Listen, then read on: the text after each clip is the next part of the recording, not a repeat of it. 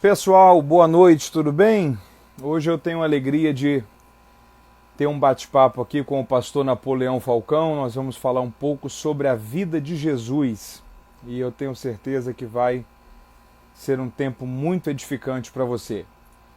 Obrigado a você que já está conectando com a gente aí.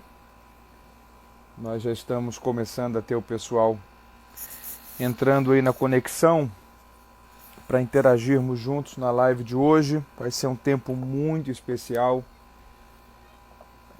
Arão, quem me dera, Arão. Vai ser um tempo muito especial que nós vamos ter juntos. E se você puder, já chame mais alguém, compartilhe mais com mais alguém essa live, para que possamos ter esse tempo muito rico através dessa live. O pastor Napoleão já está entrando aí, para que nós possamos iniciar o nosso bate-papo, a nossa interação. Deixa eu ver se ele já está conectado com a gente. Se ele tiver, a gente já inicia a nossa conversa. Creio que ele ainda está conectando aí. Deixa eu ver se ele já está aqui. Ok.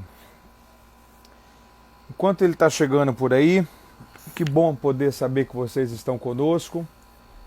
O pessoal de Ji-Paraná está conectado com a gente aí. O pastor Arão Xavier, da região de Ribeirão Preto, de Sertãozinho, interior de São Paulo. Ok, o pastor Napoleão já está conosco. Deixa eu já mandar o convite aqui para darmos nosso bate-papo. Pastor, pessoal da Quadrangular de Búzios, que bom. Reverendo, boa noite. Boa noite, pastor Mateus. Como vai? Tudo bem? Melhor agora, graças a Deus, bem. Muito feliz em poder ter esse tempo com o senhor para interagirmos juntos nessa noite de sábado. Amém. Por onde tem andado? Cabo Frio. Tem sido um período que eu não tenho andado muito. Em casa, estudando. Ontem eu fiz uma live só de lágrimas, uma live de intercessão, 1h40. Glória a Deus. Só intercessão, chorando com os que choram. Há muita gente sofrendo, muita, não é pouco. Número de irmãos que estão partindo. O meu genro está na UTI, entubado há mais de 10 dias já. Meu Deus. Então, ataca os órgãos vitais, ataca coração, ataca baço, ataca rins. Olha, ataca os pulmões. É uma coisa extremamente maligna. Só Deus para nos guardar, para nos ajudar. E você vê a origem da palavra pan, né? Já, segundo a tradição, já era um demônio que ficava nas concavidades das rochas gregas. Então, por aí você vai que a origem é maligna. A origem é maligna. Então, é difícil. É pedir graça a Deus, mas nós força a estamos Deus. Que bom saber que o senhor está conosco aí. Hoje foi um dia um pouco também turbulento para o senhor devido ao telefone que foi hackeado ontem, né? Foi hackeado ontem. Oh, meu Deus, você te pega desapercebido, você não tem tanta experiência neste mundo virtual, aí termina você caindo, né?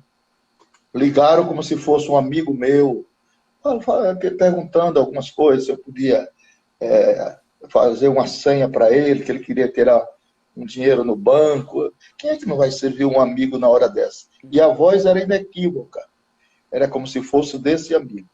Na realidade, era um malandro sem vergonha, um ladrão, né? Um estelionatário que vive aí, clonando os telefones e tirando o dinheiro da conta das pessoas, quem tem. Meu Deus. É, É o hoje, fim do mundo. hoje mesmo pela manhã, não sei se o senhor ficou sabendo, mas o pastor Elias Torralbo, fez contato comigo falando que ontem à noite mandaram uma mensagem do WhatsApp do senhor para ele, perguntando se poderia enviar um Olha, link para pagar uma conta. olha aí. Aí eu Você falei, tá... provavelmente então. Aí, aí, Meu Deus aí do ele céu. mandou uma mensagem para mim, ele falou assim, mandaram essa mensagem para você também? Falei, para mim não, bandido sabe quem tem dinheiro.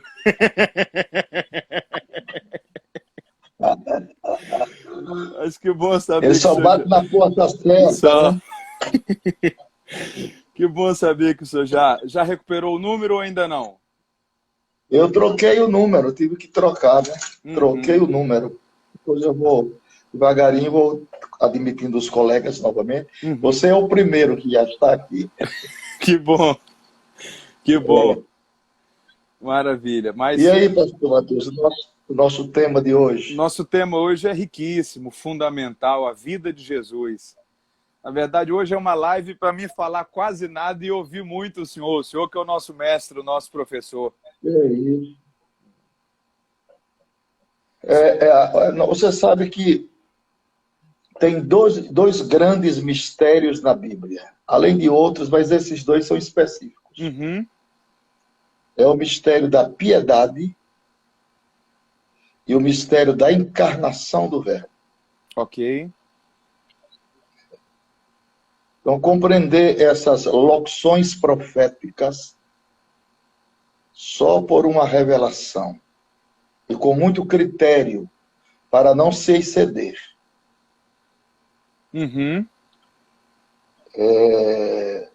Você diagnosticar perante a palavra de Deus que Jesus foi 100% homem, 100% Deus. Você diagnosticar as duas fórmulas, HD e DH.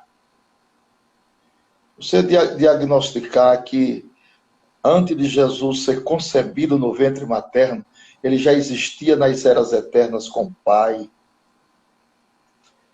Esse estado de humanização do Verbo, olha, você só aceita isso por fé, porque ele é de uma complexibilidade muito grande, ele tem muitas atenuâncias.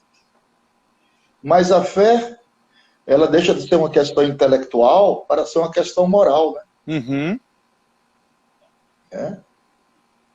Então, por exemplo, Provérbios 8:22. Diz assim, no princípio, quer dizer, lá no Bereshit Bará, o Senhor me possuía antes das suas obras mais antigas. Olha lá. Quando ele, pronome pessoal, fundava os cosmos, ali estava eu. Eu era seu aluno, eu era seu engenheiro, com ele eu folgava em suas delícias. Antes de haver abismo, eu fui gerado. Essas coisas belas das profecias, nós temos que dar muito graças a Deus, mesmo sabendo que conhecemos em parte. Mas isso é tão suficiente para nós nos alegrarmos. Esse pouquinho que já temos uma noção pela iluminação e a clarividência do Espírito Santo já nos alegra, já deixa tão contentes, né? Então, isso quer dizer, as pessoas que não têm nenhuma formação bíblica, isso para eles é uma coisa completamente antagônica ao senso da sua própria racionalidade. Porque é como a palavra de Deus, né? As coisas de Deus são discernidas espiritualmente. Só o homem espiritual pode adentrar essas câmaras secretas dos mistérios de Deus. Isso é muito proporcional e latente, né? Na maneira que você vai entrando naquele estado de dependência divina, mas os mistérios que são revelados e confiados. perdeu a dependência, perdeu de conhecer os mistérios. Quer dizer, fica no raso, né? Não entra nas profundezas de Deus. Porque tem as profundezas de Satanás, mas tem as profundezas de Deus também. Então você saber, você entender que Deus, falando de Yahvé, né? Ele é um espírito com personalidade imutável, incriado e autoexistente. Quer dizer, ele existe por si mesmo, independente do cunho da nossa racionalidade. Quer dizer, se os homens crêem, ele é Deus. Se não crê, não altera nada. Não muda nada a sua forma. Não muda nada a sua tônica, a sua versatilidade de ser incriado e imutável. Literalmente ele é Senhor. Né? Literalmente ele é Senhor. Deus abençoe, meu amor. Beijo. Então, literalmente ele é Senhor. Né? Agora, Moisés, por exemplo. O nome Moisés aparece 842 vezes na Bíblia. As Escrituras dizem que Moisés falava com Deus como um amigo fala ao seu amigo. Quer dizer, falava face a face, mas foi interditado pelo próprio Deus de contemplar a face. Porque ali residia a pompa, a glória e a exuberância que naquele estado humanitário Deus poupou. E ele mesmo disse, homem nenhum verá a minha face e ficará vivo. Mas Moisés, teimoso, curioso como todos nós, né? Insistiu. Deus disse, não, fica naquela pedra que eu vou passar e copulo você. Quando eu copular, aí você vai ver esculpida a minha bondade. Mas não é o rosto, não é a minha bondade nas costas. O rosto não, rapaz, o rosto. Aí João diz assim, aí João nos consola. João diz, e ainda não é manifestado o que haveremos de ser. Mas sabemos que quando ele se manifestar, seremos semelhantes a ele, porque assim como é, o veremos. Olha lá. Aí pode ver. Em corpo glorificado, em corpo imortalizado, né? A troca do mortal pelo imortal, né? Do animal pelo espiritual, aí pode se ver. Mas agora, não tem condições. Quando o poder de Deus cai na gente, a gente fica sem força, começa a tremer. Imagine a glória, a pompa, a majestade divina. Agora você vê, né? Outro homem que foi muito amigo de Deus foi o tal do Abraão. E foi a única vez da vida que Deus mandou olhar para o homem. Deus nunca mandou olhar para homem nenhum, só para ele. Mas teve uma vez que Deus abdicou esse conceito de olhar para Abraão, vosso pai. Porque Abraão é meu amigo. Então Abraão estava muito mal de amigo, né?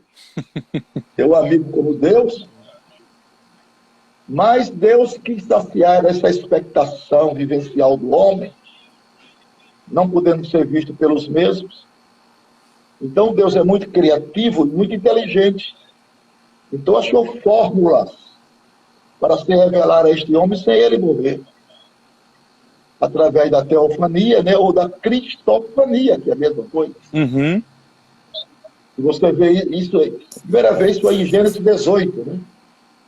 Ali a Bíblia diz que apareceram 3 anjos a Abraão, dos quais 2 foram para Sodoma. E eles têm razão de ir para lá mesmo, porque eles eram criatura. Só quem podia ficar ali era criador. Aquele que ficou, o nome de Yahvé estava nele. Então, era Deus em Cristo. Então, ele recebeu o sacrifício de Abraão, porque a Bíblia diz que ele subia e descia na fumaça do sacrifício. E o nome de Yahvé estava nele. É o mesmo que apareceu no vale de Jaboque a Jacó. Mesma coisa. Que Jacó não quis largar ele, que o culto foi muito bom, mas o anjo tocou no tendão de Aquiles. E ele saiu manquejando. Agora trocado o nome, né? Israel. Depois ele apareceu a Josué. Josué parece que era nordestino, sangue quente, né? E quando viu o anjo, já foi dizendo: você é contra nós ou é por nós? E o anjo não sou contra nós, não. Você é o quê? Qual a sua identificação pedagógica? Eu sou príncipe, quer dizer, príncipe, pronto, já está dizendo. Príncipe é filho de rei. E para o pai de Sansão, que era Manoá, quando Manoá viu o anjo, deslumbrou e disse: agora sei, o homem vê Deus e não morre. Aí olhou na fisionomia dele e disse: como é o teu nome? Ele disse: que queres tu saber meu nome, visto que meu nome é maravilhoso? Só que maravilhoso ali aparece com letras minúsculas. E maravilhoso em Isaías aparece com letras maiúsculas. E gramaticalmente essa escritura está certa. Porque ali Jesus se apresenta como um adjetivo qualificativo, uma missão específica. E lá Isaías já é a revelação. Porque o verbo é empregado por Isaías no presente do indicativo. Isaías não disse: o menino vai nascer. Já nasceu. Faltava 700 anos, cerca de 700 anos para Jesus nascer. Isaías já nasceu, e um filho já se nos deu, e o principado está sobre seus ombros. E seu nome é pá, dizendo o nome de Jesus.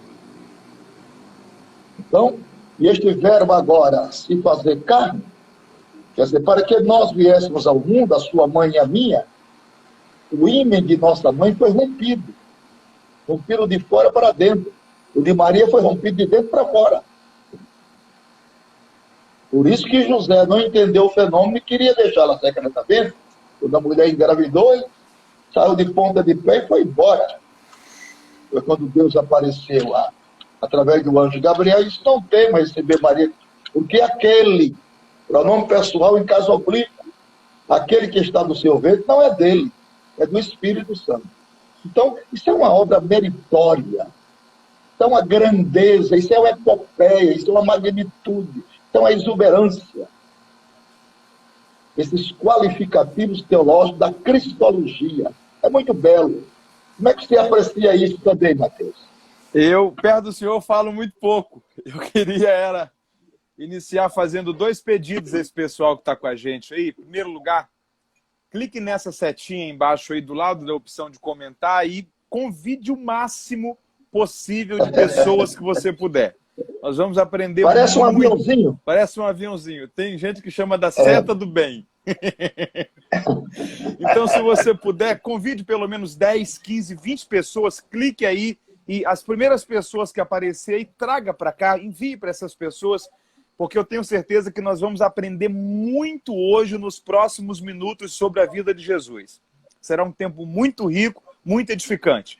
E as pessoas falam que se você clicar também nesse coração que tem ao lado, e quanto mais você clica aí, mais o Instagram entende que a live está sendo útil para quem está assistindo, e mais aviso para as outras pessoas que seguem, tanto a mim como ao reverendo Napoleão, chegam para eles lá que nós estamos online. Então é um pedido para vocês que estão com a gente, nós estamos com mais de 200 pessoas online, que você clique aí e envie para pelo menos 10, 15 pessoas. Se você sabe que o conteúdo dessa live vai edificar você, eu tenho certeza que pode edificar mais alguém também. Então envie para o seu pastor, para um amigo, para alguém que você está talvez evangelizando. Presenteie alguém nessa noite de sábado com a oportunidade de participar com a gente dessa live. E interage também pelo coração aí para que possa ser impulsionada essa live para mais pessoas poderem assistir. Reverendo, falar sobre Cristo, se deixar, nós vamos aí a noite inteira. E pensar que João escreveu que se fosse ser registrado tudo que ele falou e tudo que ele fez, os livros nem os mundos todos não dariam para comportar. É claro que nós estamos dentro do contexto do primeiro século, que a capacidade literária certamente era muito mais reduzida do que a de hoje. Mas, por exemplo, claro, naquela época havia a Biblioteca de Antioquia, existia a Biblioteca de Alexandria, a Biblioteca de Éfeso. Creio que o senhor já esteve em Éfeso. Já esteve em Éfeso? Sim. Nós temos até hoje lá as relíquias da biblioteca de Éfeso, pelo menos 300 mil exemplares de literaturas existiam ali. Então, ainda que era mais limitado, mas havia uma quantidade absurda de livros na época. E João está dizendo que se todos os livros do mundo fossem usados para registrar o que Jesus ensinou, o que ele fez, quem ele foi, não seria o suficiente. Então, certamente, tentar esgotar o tema Jesus nessas próximas horas é praticamente impossível. Mas nós queremos doar o máximo possível desse tempo para contribuir com essas pessoas, conversar um pouco mais, entender um pouco mais sobre a riqueza da vida de Jesus, do poder de Jesus e das preciosas lições que nós podemos aprender a partir dele, da sua existência, da sua obra, da sua vida, dos seus ensinamentos. Apenas a um título de uma rápida biografia, eu fiz aqui algumas anotações que eu penso que vai ser muito válido para esse pessoal que está com a gente aí. O ano que Jesus nasce, que é chamado do ano Domini, é um ponto que é interessante, porque, na verdade, aquilo que nós temos como o ano zero desse marco histórico aí sobre a vida de Jesus, cronologicamente falando, não se configura muito como o ano que Jesus nasceu. No século VI, um erudito chamado Dionísio Exígios, ele fez a contagem dos anos. Então, ele precisou o ano do nascimento de Cristo como o ano zero do calendário romano. Na verdade, Herodes o Grande, que foi o Herodes que soube que Jesus havia nascido, quando os magos passaram e disse, nasceu o rei dos judeus, Herodes o Grande, ele nasce no ano 4 a.C. Melhor dizendo, ele morre no ano 4 a.C. E ele soube do nascimento de Jesus. Então, os biógrafos precisam ali que aproximadamente entre 6 a 4 a.C., que seria o mais provável para o ano em que Jesus nasceu. Isso dentro de um contexto cronológico sobre a vida de Cristo. Poucas informações são dadas ali até o início do ministério de Jesus. Na verdade, nós temos praticamente 3. Primeiro, o nascimento de Cristo. Segundo, o fato de que com poucos dias ele é levado ao templo para ser apresentado, aquela ocasião em que Simeão e Ana apresentam o Senhor e dizem que já poderiam até morrer porque a consolação de Israel, o Messias prometido, já era conhecido.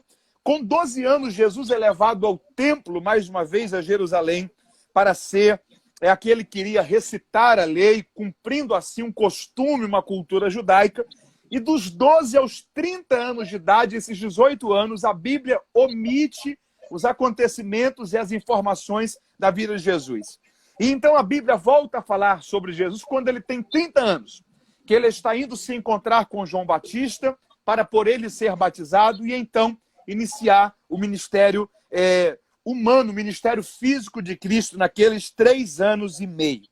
E então nós temos aí 3 anos onde vai acontecer tanta coisa. Batismo de Jesus, tentação, primeiro, segundo e terceiro ano do ministério de Cristo. E no decorrer da live aí eu vou pontuando juntamente com o senhor sobre o que aconteceu no primeiro ano, no segundo ano e no terceiro ano do ministério de Cristo. E nós temos, então, todos esses 3 anos que vão concluir no fim de semana inesquecível do Calvário. Onde naquele fim de semana nós vamos ter a última ceia, o Getsêmani, Jesus sendo preso, ele sendo levado para Herodes, o Herodes que estava ali naquele período em que eles estavam ali em Jerusalém, porque na verdade Jesus sendo judeu, mas vivendo na Galileia, ele, por estar ligado à Galileia, Pilatos, a Bíblia diz que vai enviar Jesus para que fosse então levado a Herodes Antipas, que estava em Jerusalém naquele período, depois levado para Caifás, para Anás, volta para Caifás, é julgado, passa pelo Sinédrio, é açoitado e então vai para o Gólgota. E naquilo que a Bíblia vai chamar da 9ª hora, ou aproximadamente, melhor dizendo, aquilo que a Bíblia vai trabalhar dentro da cronologia do dia judaico, no que para nós é aproximadamente 9 da manhã, quando Jesus foi crucificado. E a Bíblia, então, vai deixar bem claro que 6 horas ele vai ficar ali crucificado, até então que ele entrega o seu espírito, conclui essa primeira etapa humana, desde o nascimento até a crucificação. Terceiro dia ressuscita, fica mais um período de 40 dias, é visto por aproximadamente 500 pessoas, orienta os discípulos que ficassem em Jerusalém até que do alto fossem revestidos de poder. E então acontece a ascensão de Cristo, que vai anteceder em 10 dias o Pentecostes, onde o Espírito Santo vai descer e a igreja vai ser iniciada, digamos que de uma forma mais estrutural, iniciando assim o livro dos Atos dos Apóstolos. Então, para talvez o pessoal que está com a gente aí, uma visão rápida da cronologia do ministério e da vida de Jesus seria esse. Nascimento, com 7 dias de apresentação, com 12 anos ele vai ao templo para recitar a lei, naquela ocasião em que na volta para Nazaré, a Bíblia diz que Maria percebe já no caminho de volta que Jesus havia sido deixado no templo, haviam esquecido Jesus lá, e curiosamente quando eles voltam para tomar o Senhor e para levá-lo consigo, eles falam assim: por que vocês se preocuparam? Vocês não sabiam que eu estava aqui cuidando das coisas do meu pai? E então nós temos, na verdade, todo esse início da biografia de Jesus, até que com 30 anos, como eu já falei, nós temos o início do ministério que vai concluir-se no Calvário. Essa é uma visão cronológica, uma visão panorâmica sobre a vida e sobre o ministério de Jesus. Como que nós podemos iniciar os pormenores dessa vida, as lições, as riquezas, para que possa ser cada vez mais didática e gostosa de se ouvir essa live, esse entendimento sobre a vida de Cristo? Por onde nós podemos começar o nosso bate-papo? Vamos começar pela sua natureza, pela sua humanidade, né? Ok. Pela sua humanidade. No estado humanitário, Jesus desce 7 degraus na escala sumária. Uhum. E no seu estado humanitário, ele foi dotado de 3 sentimentos. Esses 3 sentimentos conviveu com ele os 3 anos, que era o sentimento de humildade, sentimento de submissão e sentimento de obediência irrestrita ao Pai. E também na escala sumária da sua humanidade, ele desce 7 degraus na escala da sua paixão, né? Como está escrito em Filipenses 2, né? Aí ele pega os 3 atributos básicos da divindade e deixa esses 3 atributos ao pé da cruz. Quer dizer, quando Jesus estava no seu estado humanitário, ele nem era onisciente, ele nem era onipresente e nem ele era onipotente. Isso não humilha Jesus em nada. Em nada. Esse é o estado humanitário. Aí você me pergunta, e por que ele conhecia o que estava no coração das pessoas? Quando a pessoa mentia, ele falava.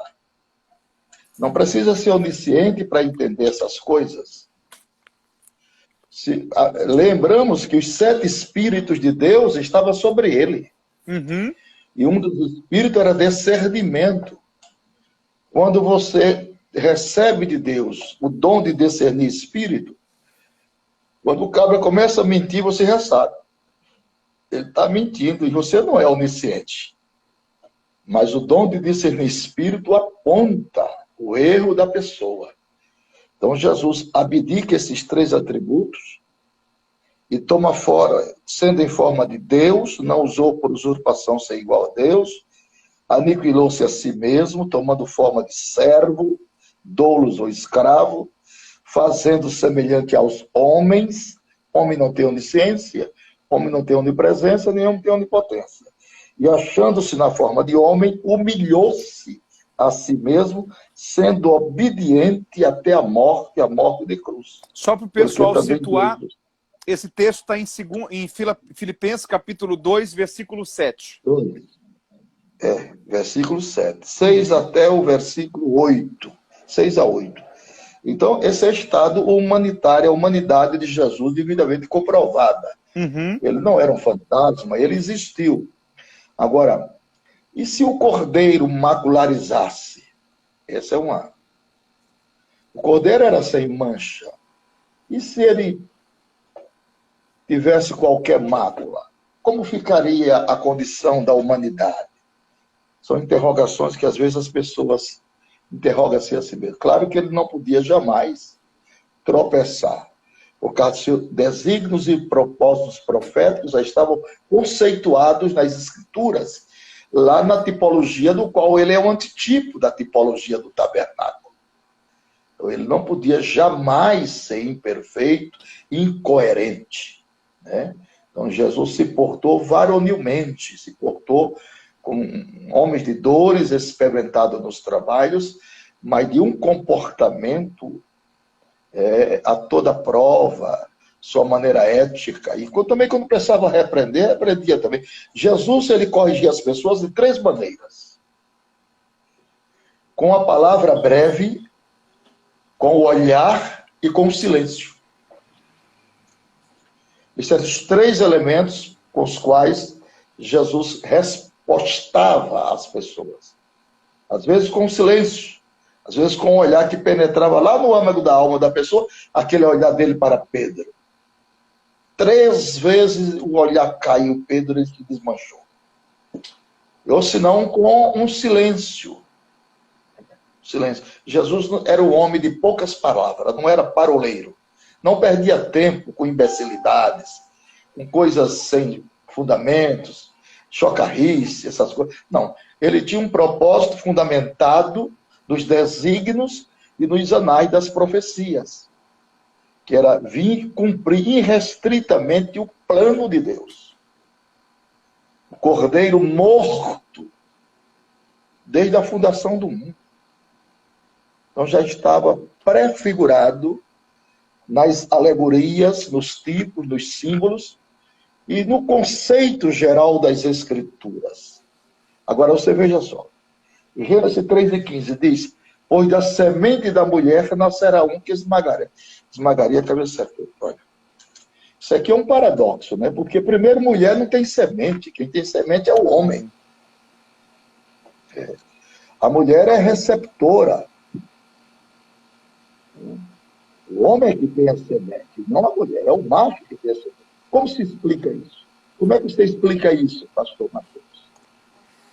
Seria talvez a questão do ovário e uma identificação de que não seria por semente humana, mas humanamente falando apenas pela filiação materna e não pela paterna? Poderia ser essa? É que você e eu, nós temos cromossomos masculinos e femininos. Porque não há gestação sem a mãe, sem a mulher, sem a receptora. Então, tanto a mãe como o pai têm uma participação efetiva no nascimento do filho. Geralmente você vai ao berçário, quando nasce a criança, diz: olha, essa testinha aqui é do pai, mas esse narizinho aqui é da mãe. E quando não parece nem com o pai, nem com a mãe, nem com o avô e nem com a avó, como é que nós chamamos isso? Nós não podemos chamar de filhos de adultério, mas nós podemos chamar de filhos adulterinos. O que são filhos adulterinos? Ora, os filhos são gerados pelos fatores psíquicos e nervosos do pai e da mãe. É como uma câmera que vai filmando uma imagem na hora da copulação do casal.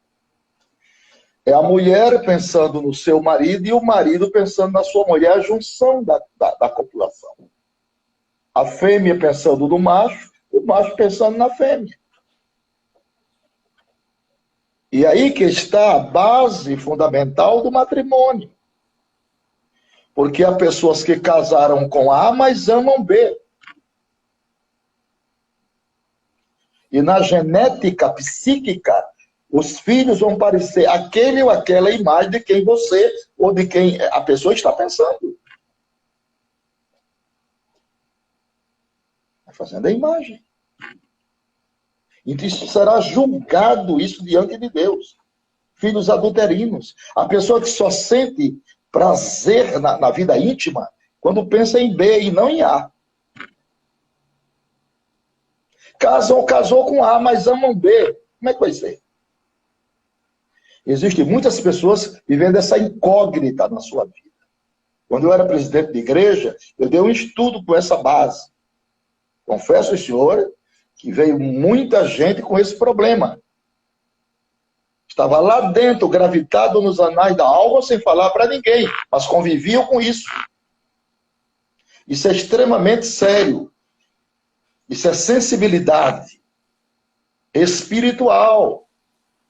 Isso é coisas atinentes a uma vivência concebida pela lei da consciência, que é o tribunal secreto da alma, que só tem duas notas, ou é 10 ou é 0. Ninguém pode relutar contra a consciência. Ela não tem jeitinho brasileiro. Quando o homem peca, é cartão vermelho para ele. E pecado não se guarda, porque pecado é lixo. Pecado se confessa e deixa. E se confessa a autoridade a qual você está subordinado. Não é só a Deus, não. É o sacerdote. Por isso que ser pastor significa duas coisas. Será que o povo quer saber? Vamos lá? Aninador de crianças e guardador de segredos.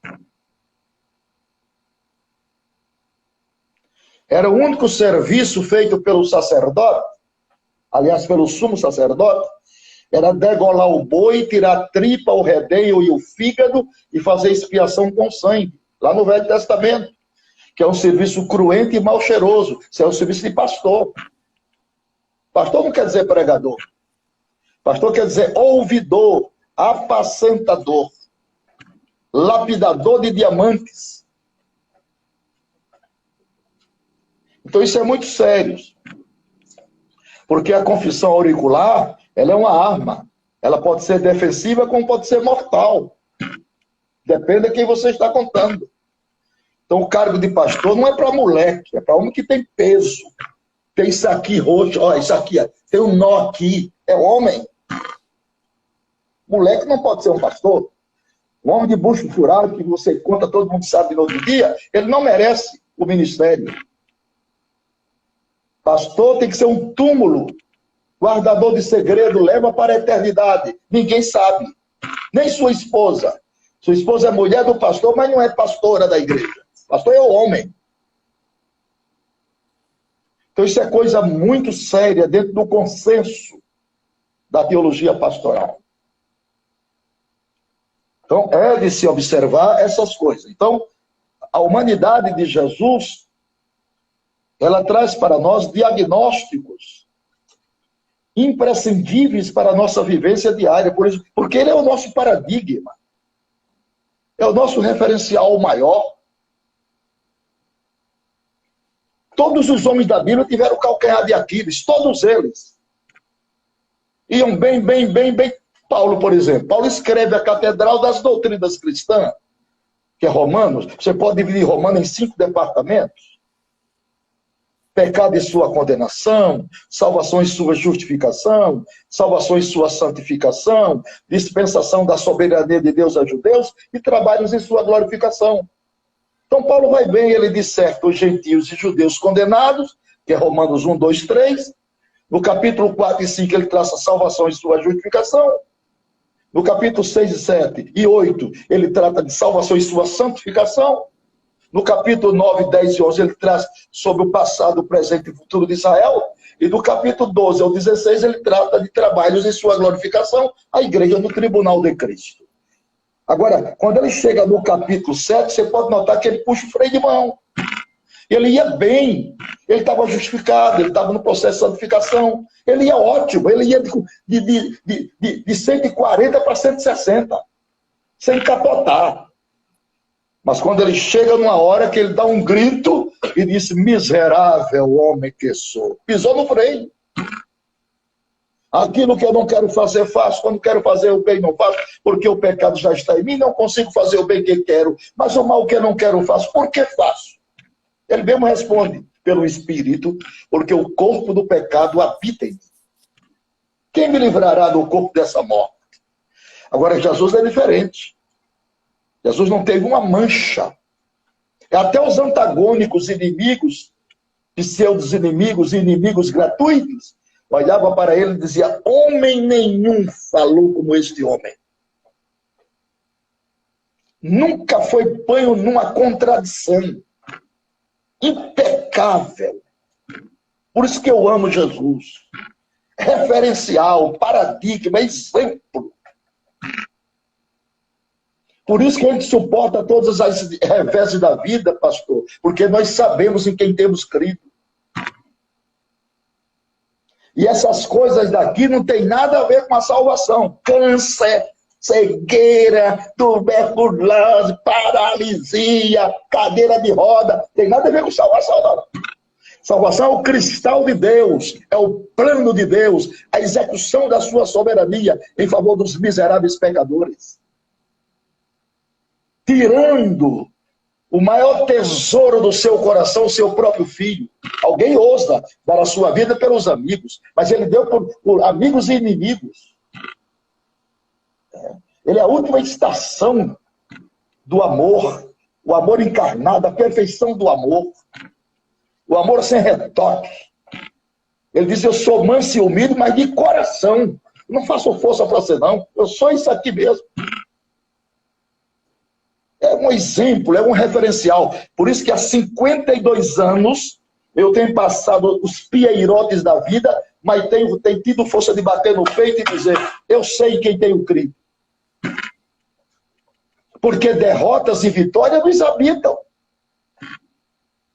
Enquanto eu estiver nesse corpo, disse Paulo, não habita bem algum, eu espero a redenção deste corpo. Este corpo tem os seus momentos. Pessoas que você não espera, daqui a pouco está lá no chão. Porque só cai quem está em pé. Quem está deitado não cai. Mas Jesus se apresenta na sua natureza humana, no seu estado humanitário, como o maior paradigma, como o maior exemplo de tudo. Todos os seus traços, perfil. Nunca houve uma incoerência, não saiu palavras com senso de desvio, de conduta, de comportamento. Lisura nos seus lábios, no seu olhar, brilho nos seus olhos, discrição apologética de vida pia, imaculada, abdicando o palácio de cristal, abdicando a excelsitude, tornando-se inferior aos anjos. Que é isso? Aí não dá, não. Aí me mata. Por causa da paixão da sua morte. O que é que você acha? Fala alguma coisa também. Eu vou falar. Você que você está ficando vermelho aí da unção. Eu vou falar o quê? Eu quero ouvir o senhor. Pode continuar.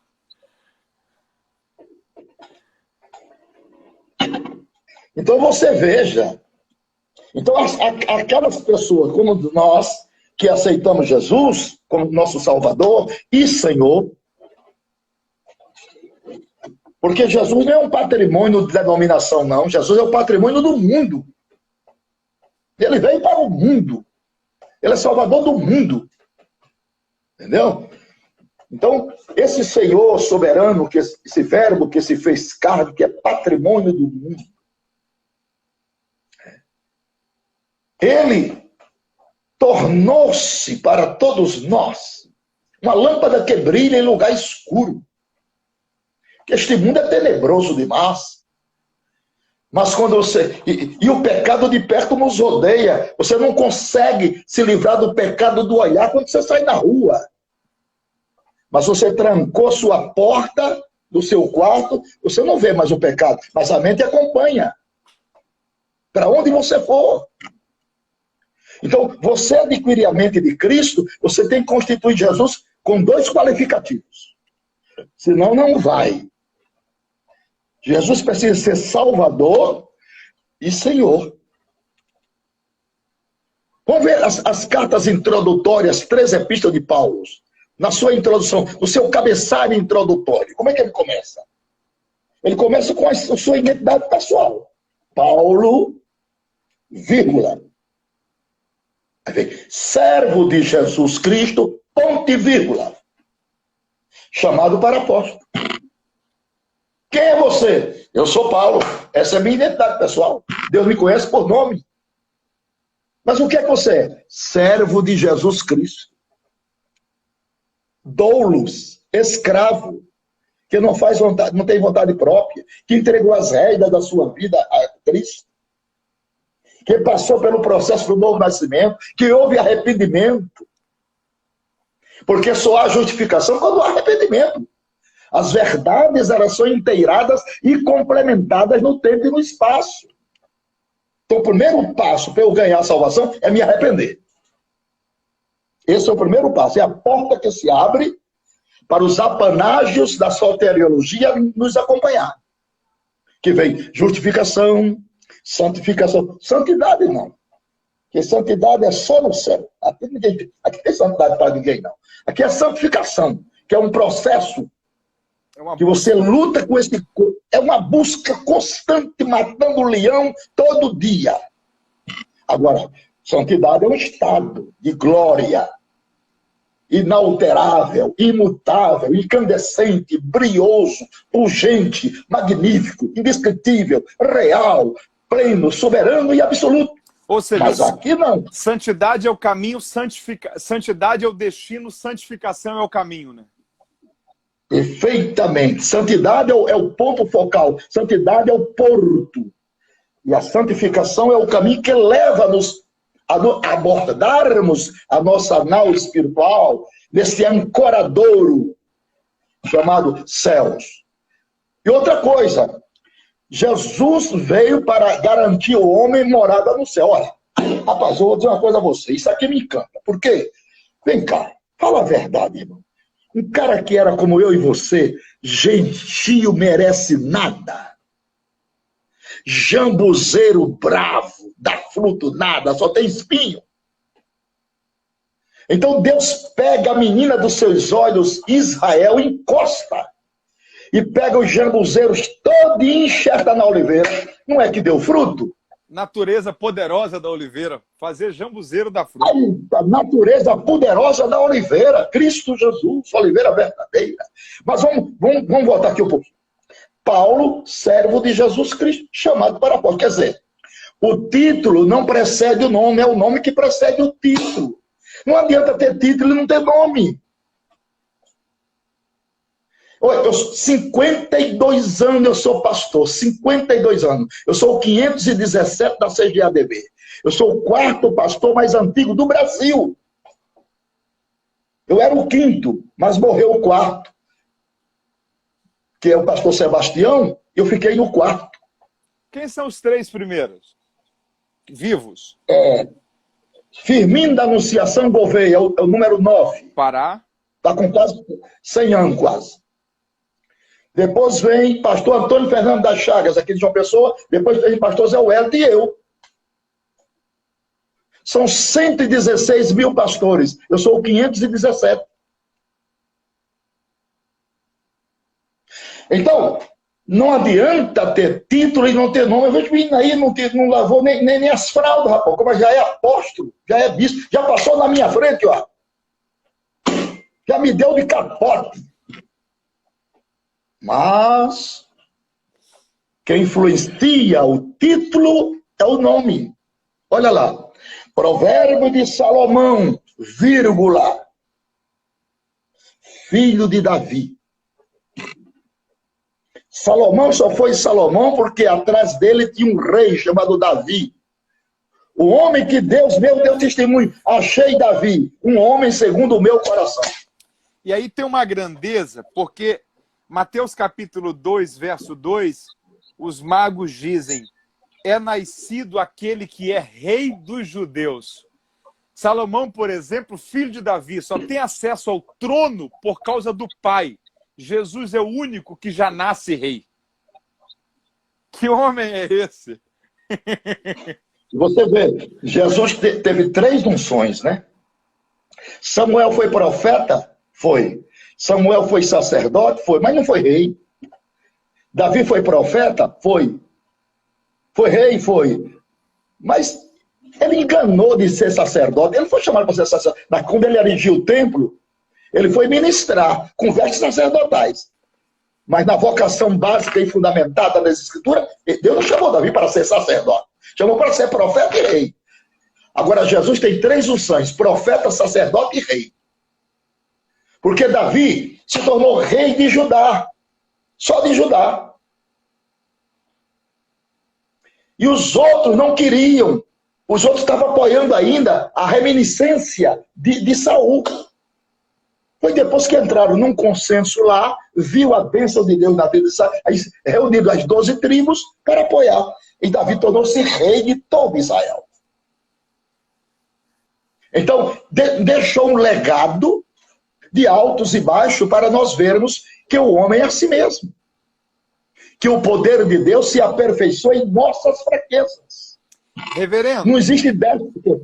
Ana. Eu estava lendo agora à tarde um pouco sobre Jesus, esboçando algumas ideias, e teve uma definição sobre essa questão de rei, sacerdote e profeta que eu achei muito interessante.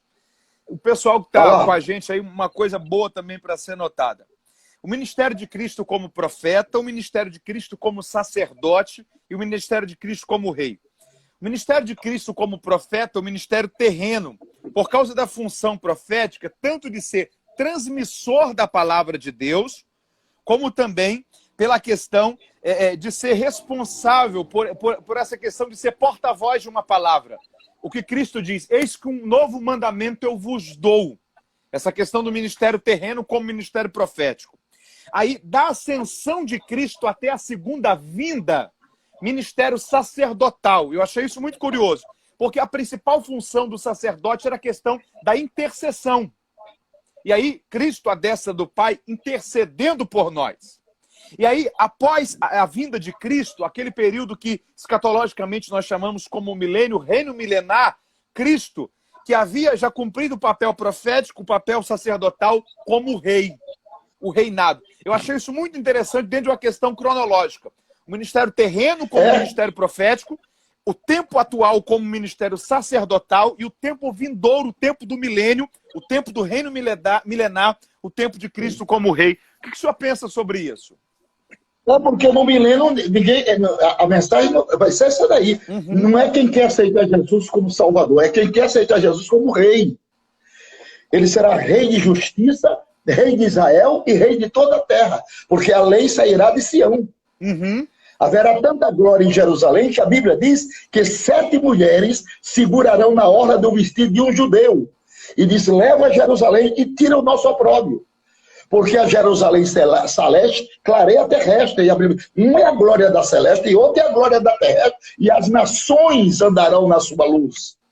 E no milênio, ninguém vai ao Washington para ter decisões. Ninguém vai a Tóquio. Ninguém vai a Madrid. Não. Ninguém vai Todos vão a Jerusalém. Lá é Jerusalém, é o centro gravitacional. Ele será rei de toda a terra, no seu sentido absoluto, com longevidade de vida. Haverá tanta vida no milênio que a Bíblia diz que o homem terá uma idade das árvores. O camarada com 80 anos é um adolescente. Os animais terão leite em abundância. Vão passar a malícia fácil. Opa! A malícia sai da intuição dos animais e as praças se encherão de crianças. Haverá vida, reprodução. Você não deve materializar demais o milênio, nem espiritualizar demais para não se tornar uma miragem. Então você tem que ter esse equilíbrio entre a teocracia, que é o governo teocrático e soberano. Teos, Deus, cracia, Deus governando o povo. Então, o rei não será Nabucodonosor, não será Hirohito do Japão, não será os czares da Rússia, será Jesus Cristo. E a Bíblia diz que ele reinará de má a má, e o seu reinado não terá fim. E aí será pregado o último evangelho, que é o evangelho do reino. Que nós não pregamos o evangelho do reino. Pregamos o evangelho da graça. E esse evangelho da graça é pregado a todas as gentes, é diferente. E o evangelho do reino é pregado a todo mundo. Aí virá o fim. Porque no comando dessa obra, Jesus só estará com a igreja até a consumação dos séculos. Consumação dos séculos não é fim. É um tempo probatório da graça de Deus oferecida aos homens. Aí depois da consumação dos séculos, virá o fim. 1 Coríntios 15, 24. Depois virá o fim, quando estiver entregado o reino a Deus ao Pai, e quando houver aniquilado o império, a potestade e força, porque convém que reine até que punha todos os seus inimigos debaixo de seus pés, e o último inimigo a ser destruído é a morte. Onde está a morte, o teu aguilhão, onde está o inferno, a tua vitória. O aguilhão da morte é o pecado, e a força do pecado é a lei. Mas graças a Deus que nos dá vitória, por nosso Senhor Jesus Cristo. Então, este menino que veio ali, como Isaías diz, sem parecer nem formosura, como raiz. Quando fala de raiz, eu só me lembro, sabe de quê? Da madeira de acácia. A madeira de acácia tinha valor do ébano, que é uma madeira muito forte. Então, a característica maior da acácia eram as suas raízes. Por isso que Isaías mostra Jesus com madeira de acácia. Muito interessante isso. A raiz de uma terra seca. Era lá que a acácia era fixada. Porque ali fala a identificação tipológica da natureza humana de Cristo. Você vê isso no tabernáculo. Por exemplo, aquela coluna da lateral direita era Cristo que os judeus não viam. Os infelizes não conseguiram enxergar Cristo ali. Não conseguiram enxergar. E nós estamos enxergando. Olha, natureza humana está na madeira. Um capitel de prata. Aqui está o resgate. Preço da nossa redenção. Uma corda torcida de pele de cabra. Corda torcida? Sofrimento de Jesus na via dolorosa. Ele foi moído, foi torcido. Onde era que ela era amarrada? Uma vega de bronze. Bronze, toda vez que vê bronze na Bíblia, é juízo, sancionamento de juízo de Pilatos contra Cristo. E aquela verga, ela era enterrada 50% para dentro, 50% para fora. É a morte e a ressurreição de Cristo numa verga que os judeus não viram. Mas nós estamos vendo por uma revelação, né, tipológica. O Espírito Santo leva-nos a reconhecermos essa grata tipologia do qual Jesus tornou-se um antitipo. Aqui eu coloquei aqui. O novo está escondido no antigo. O antigo é explicado pelo novo. O novo está escondido no antigo. O antigo é revelado no novo. O novo está explicado no antigo. E o antigo é esclarecido pelo novo. No antigo, nós temos o tipo. No novo, nós temos o antitipo. No antigo, nós temos a sombra. No antitipo, nós temos a substância. No antigo, nós temos o terreno. No novo, nós temos o celestial. No antigo, nós temos o natural. No novo, nós temos o espiritual. No antigo, nós temos o temporal. No novo, nós temos o eterno.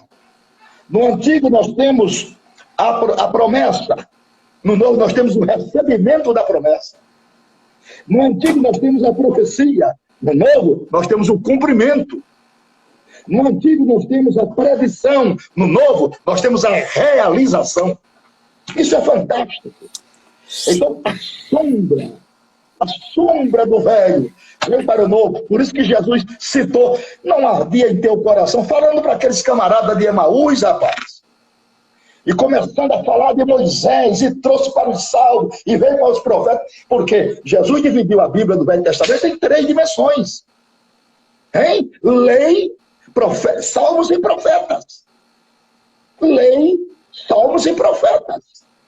Ele tinha familiaridade, não só ele, o próprio Pedro. Diz que Pedro era indouto. Como é que ele era indouto e disserta apologeticamente uma profecia de Gênesis capítulo 7 e de Gênesis capítulo 19? Eles tinham familiaridade, sim, com o Velho Testamento, porque o Espírito Santo estava ali com eles, como está conosco hoje. Reverendo, amém? Amém. Nós estamos chegando no final da primeira parte da live. O meu Instagram corta com 1 hora. Nós temos algo em torno de 30 segundos. O senhor quer voltar para a gente continuar a falar um pouco mais? Vamos voltar. Vamos. Ó, então você que está com a gente aí, a live vai cair agora e nós já vamos retornar. Então, retorna já com a gente para a gente dar sequência a esse raciocínio. Se está sendo bênção para você essa primeira parte, eu tenho certeza que vai ser a segunda também. Já vamos reconectar agora.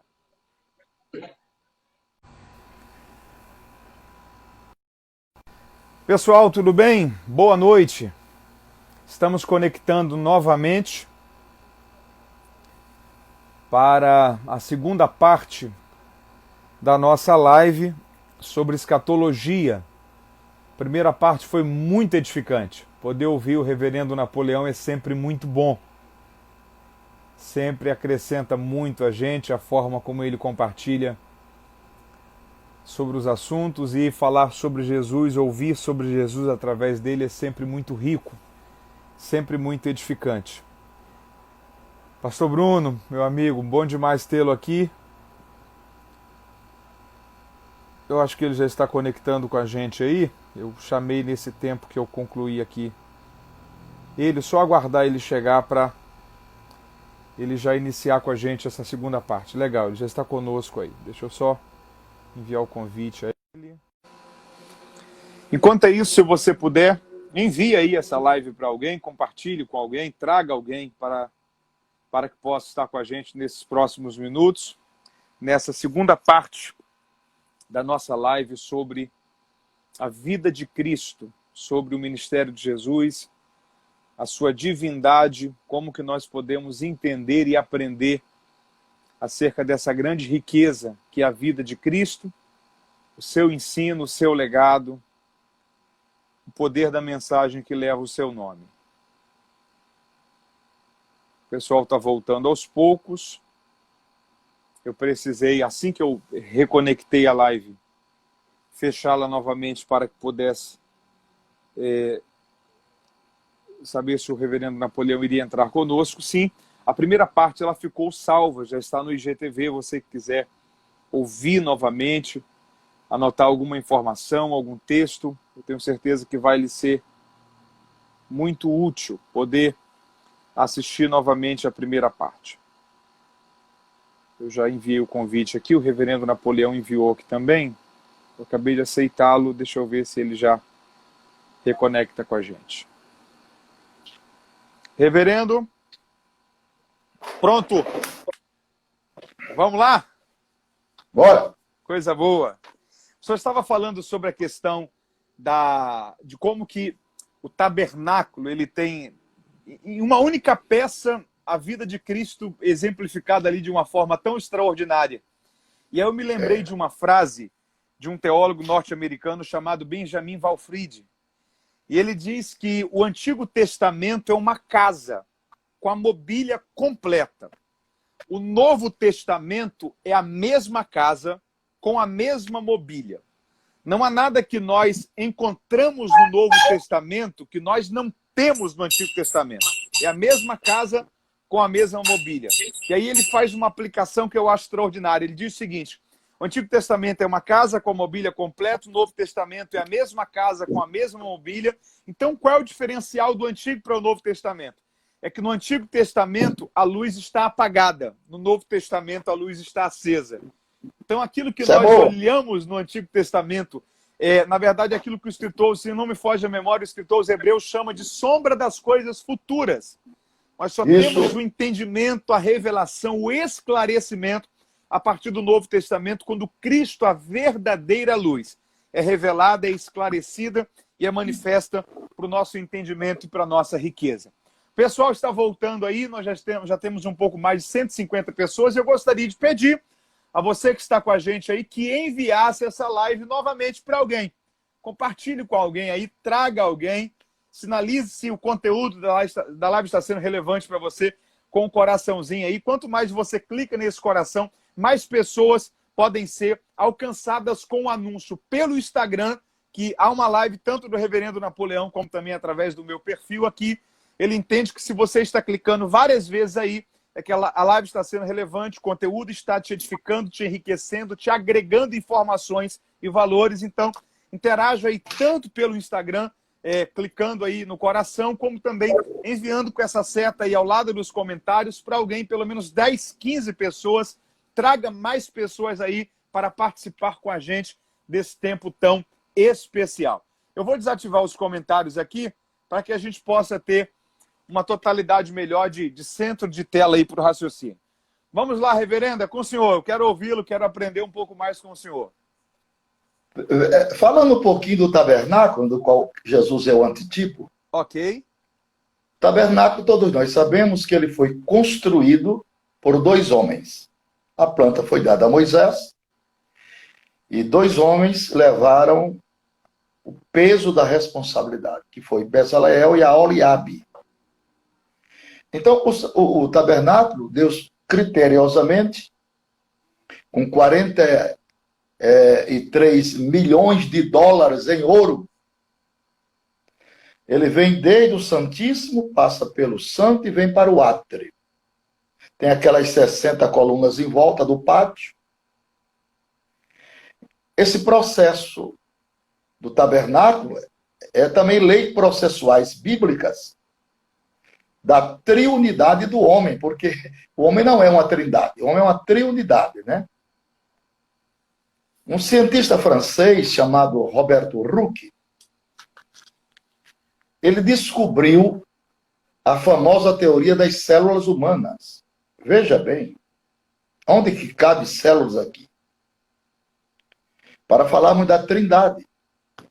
Ele diz: teoria celular é a afirmação de células categóricas, que todos os seres vivos são formados de células. E ele descobre que do tendão de Aquiles até o frontal, o ser humano tem 60 trilhões de células.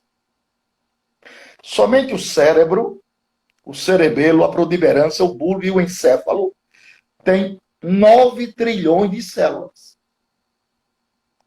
Ele descobriu também que o DNA de cada célula humana, em fita métrica, equivale a 1,70 m. Ora, agora você que é jovem, muito inteligente e conhece muito de cálculos, de geometria, multiplique para mim 60 trilhões por 1,70 m. Com a calculadora seria mais fácil, de cabeça assim. A calculadora ela não cabe os números. Não cabe. Para você ver a geometria do corpo humano. Isso chama de engenharia genética. Quer dizer, está provado que o nosso DNA, do ser humano em fita métrica, dá para ir na Lua 3 vezes. Porque daqui na Lua é somente 380 mil quilômetros. E a Lua não é essa peça teatróloga e poética que as pessoas pensam. A Lua, Deus constituiu no espaço, como a maior diaconisa que ele tem. Se não for a Lua, os oceanos seriam pútridos. Não havia vida marinha, nem equilíbrio nas placas tectônicas, nem nos pântanos. São equilíbrio dos mares. Então, para que serve a Lua? Para 2 papéis: clarear a noite e oxigenar os oceanos. E esse processo evolutivo da Lua dá-se na chamada Tábuas das Marés. Quem comanda isso? A Lua. A Lua tem influência até na minha composição orgânica. Então, nada é por acaso.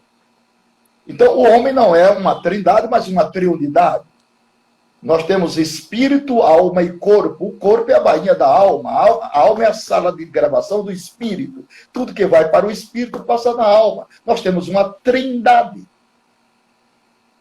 Pai, Filho e Espírito Santo. O Pai cria, o Filho redime, o Espírito santifica. E tem 3 tronos? Tem muito trono, rapaz. Tem 3 específicos. Vou dar um diagnóstico lá do palácio. Quando Estevão estava sendo apedrejado, onde é que Estevão viu Jesus? A destra do Pai? A destra do Pai, a mão direita do Pai. Mas está escrito: ao que vencer, lhe concederei que se assente comigo no meu trono, pronome possessivo. Assim como eu venci, me assentei com meu Pai no seu. Então ele tem um trono. É a trindade, é a unidade. É o triângulo com 3 lados, mas só é um triângulo. O Pai é Deus? Sim. O Filho é Deus, sim, e o Espírito Santo é Deus também. Está no mesmo pé de igualdade de Cristo. Quando Jesus disse, vos darei outro Consolador, mesmo pé de igualdade, chamado Deus o Espírito. Há uma soma interessante que a Trindade não é 1 mais 1 mais 1. É 1 vezes 1, que é 1. Os três são 1. Perfeitamente. É o gomo da laranja com 9... É o fruto do Espírito, o fruto, com 9 gomos. Então, entender a Bíblia só pela razão é uma incoerência. Porque a Bíblia não é um livro, a Bíblia é um livro. O resto é enchimento de prateleira. Não se entende a Bíblia como regra de 3 simples e composta. Não se entende a Bíblia como teorema de Pitágoras e de Pitot. A Bíblia não é produto das hipotenusas. A Bíblia é o livro de Deus, e o segredo de Deus, ele revela para os humildes. Quanto mais você desce, mais a revelação vem. Porque esta glória Deus não dá ao homem. O homem é apenas um vaso de barro. Um caco no meio dos outros cacos. Um cano por onde a água passa. E se o cano estiver enferrujado, não tem problema. A água é limpa. O compromisso de Deus não é com o cano, é com a água. Palavra que sai da minha boca, até por uma jumenta, Deus cumpre. Então, esse processo lindo do tabernáculo, essa composição maravilhosa, eu vejo isso, uma beleza estrutural do céu, porque o céu é o tabernáculo de Deus. O céu é um palácio. E palácio, para ser palácio, ele tem que ter pelo menos 3 salas. Senão não é palácio. Primeira sala, a sala do trono. Ou sala dos despachos. Foi para lá onde ele chamou João. Segunda sala, a sala do tesouro, aonde é guardada as riquezas do rei. Meu é a prata e meu é o ouro. A terceira sala, sala do banquete, onde a igreja vai gozar por 7 anos nas bodas do Cordeiro. Então, esse é o palácio magnífico, que João esteve lá. Não é só uma informação teórica, João esteve lá na prática. Ele disse que ouviu uma voz que dizia assim, subi cá, e ele foi embora. E aí tem uma coisa interessante ali, é que todo o livro do Apocalipse, João diz, eu vi, eu vi, eu vi. Quando falamos eu vi, nós estamos falando do passado. Ou seja, o céu já está pronto. Está tudo pronto. Ele viu a praça, ele viu a árvore da vida, ele viu o muro de cristal, ele viu as 12 portas de pérola, ele viu o rio da água da vida que saía do limiar do altar, ele entrou dentro do palácio, ele viu um trono ocupado, e ele disse, e aquele que está sentado no trono, semelhante à pedra de jaspe, divino, santo, glorioso, bendito, magnífico. Ele viu o arco celeste, a aliança de Deus com Noé. Ele escutou 3 coisas que saíam do trono, vozes, trovões e relâmpagos. Ele viu os 4 querubins, 4 animais, 4 seres viventes, dizendo santo, santo, santo. E ele viu os 24 anciãos tirando as coroas das cabeças, representante do Velho e do Novo Testamento, patriarcas e apóstolos. E dizendo, bendito é o Cordeiro que foi morto, mas vive para... Então, o céu é um lugar dinâmico. Não é um lugar de frustrados, deprimidos, não. É um lugar de gozo, paz e alegria. São Paulo diz que aquilo que Deus preparou no céu, os ouvidos nunca ouviram, nem os olhos viram, nem o coração do homem desceu. São coisas magníficas e estupendas. Jesus veio, se humanizou, para autenticar esta garantia do homem. Entrar no céu pelas portas. Então Jesus veio para garantir, para autenticar, para carimbar, para chancelar, para patrocinar, tornando o nosso substituto vicário. Aí vem a doutrina da imputação, debitado na conta do outro. Então Deus debitou em Cristo os nossos pecados, e aí Cristo paga com a moeda. Toma aqui, pai, a moeda. Deus não é ouro nem prata. Não nos imputou, não cobrou de nós, né? Não cobrou de nós, não imputou a nosso pecado. E outra coisa, ele recebeu um corpo específico. Corpo me preparastes. Não houve decomposição do seu intestino delgado, nem do seu intestino grosso. Não houve mau cheiro. Mesmo que nenhum dos seus discípulos, bando de covarde, não cria na ressurreição do seu Cristo. Jesus falava isso todo dia. Eu tenho poder da minha vida, tenho poder de tornar a tomar, assim como Jonas viveu 3 dias no ventre do peixe, importa que o Filho do Homem fica 3 dias no ventre da terra. Mas ele parece que está com uma sonolência espiritual. Vai no 3º dia cedinho, vai uma mulher, a quem Jesus expulsou 7 capetas, com um vaso cheio de perfume. Perfume para quê? Subtende. Está exalando mau cheiro, vou aplacar aquela caatinga. Mas nesse interregno, Deus manda 2 anjos para tirar a pedra. Isso aí eu também não concordo, não. Mas tem que concordar, né? Para que 2 anjos para tirar uma pedra? Um anjo só tirava. Porque um anjo só mata 185 mil soldados de Senequaribe, por que não tira uma pedra? Deus manda 2. Porque quando Deus manda 2, Deus olha, versaliza, mostra, demonstra, capitaneia para ele o Código Internacional de Leis Civis. Ele traz o Levítico para o túmulo. O testemunho de 2 é verdadeiro. Por isso que foi 2 anjos. Representações do Velho e do Novo Testamento.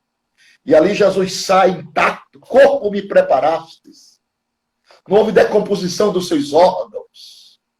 Que coisa linda. Como entender esse mistério, hein, Mateus? Agora, reverendo, tem uma coisa que eu acho riquíssimo nesse corpo de Jesus pós-ressurreição. Porque era um corpo que quem via, via, mas não reconhecia. A Bíblia fala 3 vezes disso. Primeiro é Maria Madalena, na porta do túmulo, que vê a pedra removida, se espanta e diz: roubaram o corpo do meu Senhor. Aí chega alguém e ela pensa que é um jardineiro. O texto deixa isso bem claro. Aí o Senhor olha para ela e fala assim: Madalena, sou eu. Só que não toque em mim porque eu ainda não fui ao meu pai. Mas vá a Galileia e avise aos discípulos e a Pedro que eu já ressuscitei e irei encontrá-los lá. Ou seja, Maria Madalena encontra-se com o Senhor, uma distância de poucos centímetros de distância, mas não o reconhece. O segundo caso que isso acontece é os discípulos do caminho de Emaús. Final daquele dia que era marcado como dia para a ressurreição, e eles estão indo conversando talvez alguns quilômetros com o Senhor, quem sabe algumas horas. O Senhor faz de conta que vai seguir a viagem, eles conversando com Cristo, não reconhecem que era o Senhor, convida-o para que pudesse entrar em sua casa e dormir em Emaús, não reconhecendo que era o Senhor, mas manifestando a hospitalidade judaica, porque era perigoso demais viajar pela madrugada na Palestina. Por causa disso, havia as hospedarias, as estalagens, como, por exemplo, no contexto cultural da parábola do bom samaritano. As pessoas paravam de noite, dormiam pela manhã, continuavam a viagem. Aí Jesus entra na casa deles, quem sabe toma até um banho, e a Bíblia diz que quando eles se assentam à mesa para comer, não é a voz do Senhor, não é o tipo do cabelo, não é a cor da pele, não é o tipo de roupa. A Bíblia diz que quando ele parte o pão, o jeito dele partir o pão, que faz os discípulos reconhecerem que era o Senhor. E quando eles reconhecem que era o Senhor, Jesus desaparece da mesa. Eles olham uns para os outros e dizem: ser sincero, seu coração não ardia enquanto ele falava com a gente no caminho? Ardia, mas não reconheceram. E a terceira ocasião é João 21, na pesca. Quando a Bíblia diz que Jesus chega pela manhã na praia e diz assim: lançai a rede à direita do barco. E eles lançam. E a Bíblia diz que quando eles puxam, não é a voz do Senhor, não é a presença do Senhor, não é a veste dele, não é o timbre da voz. Quando eles puxam a rede, eles se lembram. 3 anos e meio atrás, uma pesca mal cedida, a noite inteira pescaram, não conseguiram nada. Chega um homem pela manhã na praia, diz para lançar a rede à direita do barco. Eles lançam e quando eles puxam uma pesca maravilhosa, aí o texto diz que é João que olha para Pedro e diz assim: ó, é o Senhor.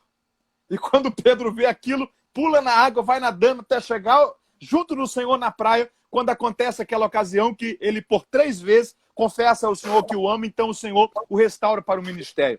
Eu acho isso daqui muito curioso, porque a sensação que eu tenho é que Jesus ressuscita no mesmo corpo, mas em uma dimensão glorificada, de modo que quem o vê ele, mas não o reconhece, ouve ele, mas não identifica pela voz, apenas sinais daquilo que ele fazia, que trazem à memória a identificação, não ao físico, não ao audível, mas a identidade do Cristo, mediante aquilo que ele fez outrora e agora ele está fazendo no corpo glorificado.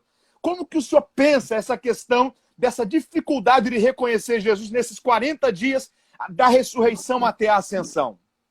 E a prova disso, a prova cabível, é que ele aparecia e desaparecia a hora que ele quisesse. Passava por paredes. Porque ele não estava mais sujeito às leis da física, nem ao tempo e nem ao espaço. Assim era o seu corpo. Então as pessoas na carne tinham dificuldade de reconhecer. Né? Na carne eles tinham dificuldade de reconhecer a magnitude da ressurreição. Porque no caso de Lázaro, Lázaro não ressuscitou. No caso de Lázaro, o epígrafo que diz que ele ressuscitou. Aquilo não foi ressurreição. Aquilo foi ressuscitamento. Porque na ressurreição você ressuscita e não morre mais. Mas no ressuscitamento você ressurge, mas morre de novo. Né? Para ressuscitar na primeira ressurreição ou ressurreição da bem-aventurança eterna. É o espírito da vida que voltou e o corpo que foi recomposto, né? Perfeitamente. Então, essa é uma beleza triunfante do Filho de Deus. Esse período de 40 dias, aparecia e desaparecia. Teve uma vez que ele apareceu a mais de 500 irmãos de uma vez. Né? E agora você vê, diz que ele... Como é que você entende aquilo que ele comia? É uma questão muito desafiadora. Porque se ele está numa matéria que passa por paredes, que quem o vê não reconhece, como que funciona a alimentação desse corpo que não está mais debaixo das leis da física? Chama-se antropomorfismo, linguagem das aparências. O corpo espiritual não está mais agregado a esses valores secundários. De fome, de sede. Ali Jesus deu demonstração, ele disse, eu não sou fantasma. Havia tanta incredulidade nos homens que se fez necessário ele fazer aquilo. Ou seja, eram dias que ele não se alimentou? Digamos assim? Porque, por exemplo, ele diz antes na última ceia, ele fala o seguinte, eu não tornarei a tomar o fruto da vide até que naquele dia, fazendo uma alusão ao tempo do fim, aquilo que nós consideramos como as bodas do cordeiro, correto? Yes, correto. Só que depois que ele ressuscita, ele tem mais 40 dias na terra. Então, pelo menos a presença do fruto da vide aqui, nós não temos mais na ingestão física do Senhor. Como que o senhor pensa que funcionava, por exemplo, essa questão? Da mesma coisa do milênio. O milênio vai ser assim também. Nós, dois povos que vai conviver no milênio. Os glorificados e os não glorificados. Os glorificados, obviamente, não estarão sujeitos mais às leis da física. Nem a tempo nem a espaço. Aparece e desaparece a hora que quiser. Esse é o corpo de glória. Entendeu? Então, Jesus deu uma demonstração milenar do que será o rei do milênio. Ou seja, podemos dizer que aquela configuração do corpo de Cristo, da ressurreição até a ascensão, é a mesma configuração que a igreja, os salvos, terão no período do milênio? É a mesma configuração, mesma coisa. Então, aquele antropomorfismo que Jesus usava é para se identificar a ele. Eu não sou um fantasma, gente. Já que você... Pega aqui, vê. Rapaz, corpo me preparastes. Corpo me preparaste. Incorruptível, indestrutível. Né? Então, Jesus Cristo é a excelência do Pai. É o primogênito da criação. É o único gerado. Por isso que é chamado de unigênito. De Maria ele é primogênito. Mas de Deus, ele é unigênito. Então ele tem credenciais sublimes. Ele tem titularidades inefáveis. O senhor pode repetir isso para a gente? De Maria ele é primogênito, mas de Deus é unigênito. Ele é unigênito, o único gerado. Mas de Maria ele é o primeiro, porque depois ela teve filhos e filhas. Não estão aqui seus irmãos, também as suas irmãs. Pelo menos 6 irmãos, né? A Bíblia registra. Pelo menos. Viveu uma vida normal, porque nunca foi desonra nenhuma uma mulher se casar e ter filhos. Ao contrário, é honroso. Uma mulher que não tinha filho, ela era humilhada socialmente, espiritualmente e moralmente. Então sempre foi uma honra a consolidação do lar, a imacularidade do lar, do matrimônio, sempre foi, que estava gravitado sempre no coração do Pai. Deus é família. Deus gosta tanto, Deus é um ser, Deus é gregário, Deus é gregário, Deus é muito sociável. Você veja, uma certa vez ele disse assim, eu gosto de Jacó, mas não gosto de Esaú. O que é isso? Isso é sociabilidade. Com os outros homens eu falo por enigma, com Moisés eu falo cara a cara. O que é isso? Sociabilidade. Como é que Deus constrói um palácio para morar com os homens? Tem um salmo que diz que a Moisés Deus fez conhecer os seus caminhos e ao povo as suas obras. Ou seja, ao povo eu só dou a entender o resultado final. Para Moisés não, eu mostro o caminho, a definição daquilo que eu estou querendo fazer. Na Paraíba nós chamamos de xodó de Deus. Xodó. Homens que eram peculiar. Homens e homens. E entre esses homens e homens, Deus escolheu aqueles que eram peculiares. Por exemplo, João, né? A pedagogia histórica diz que João era o único que conciliava sua cabeça no peito de Jesus, chamado de discípulo amado, apesar de ser titularizado de filho do trovão. Né? Mas é assim, então Deus sempre teve os seus mais íntimos, seus mais chegados. E acontece dentro do contexto social a mesma coisa. Não é que você tenha ódio das pessoas, é que tem as pessoas mais chegadas mesmo. É o as pessoas natural. que estão é o natural da vida. Né? Natural da vida. Agora, você, nos dias que nós vivemos, você titularizar uma pessoa de amigo, isso é um consenso de muita responsabilidade. Esses dias eu ouvi sobre Jesus uma coisa extraordinária. Jesus forma o time dele, correto? No terceiro ano, que ele fala assim, ó, eu não chamo mais vocês de servos, mas de amigos. 3 anos. 3 anos. Às vezes muita gente fala assim, eu me decepcionei com um amigo, aí você pergunta, mas você convivia com ele há quanto tempo? Conhecia há quanto tempo? Esse confiado termo amigo, para qualquer um que transita pela vida, é que banaliza o valor e a riqueza do que de fato é ser um amigo e é ter um amigo. 3 anos depois só que Jesus disse, eu não considero vocês mais como servos, mas como amigos. Agora você vê, né, Mateus? Tem uma tradução aí, não sei, tomara Deus que não seja a sua, que diz assim. Vamos lá. Olha o que é que diz. Provérbios 18 e 24. Pior que a única Bíblia que eu trouxe aqui, foi a primeira que eu vi na frente, é uma tradução em português da Reina Valera, espanhola. Eu não estou com nenhuma Almeida aqui, mas vamos lá que eu vou pela tradução do senhor. Eu vou ler.